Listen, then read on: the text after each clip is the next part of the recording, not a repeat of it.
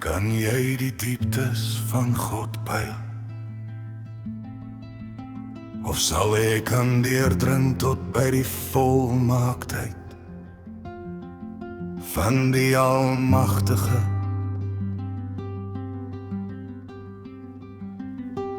Hoogtes van die hemel is dit, wat kan jy doen?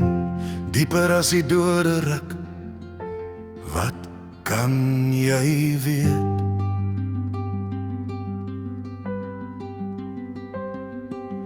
Langer as die aarde is die maat daarvan, en breër as die see, as hy verby skuiwe en gevangene neem, en 'n regvergadering oproep, wie sal hom dan teehou?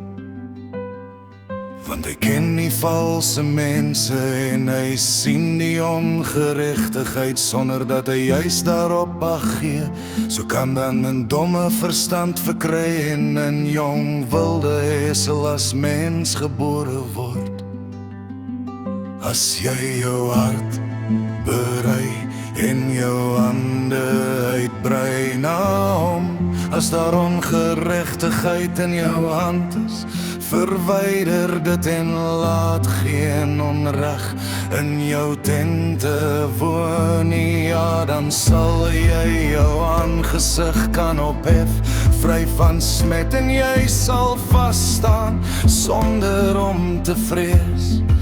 En helderder as die middag sal die lewe opreis.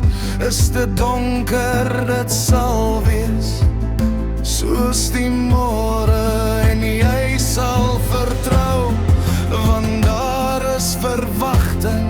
En kyk jy rond, jy sal in veiligheid gaan slaap. Ook sal jy lees sonder dat iemand jou skrik maak, en baie sal jou gaan soek. Maar die oë van die goddelose sal versmag, en die toevlug is vir hulle verlore,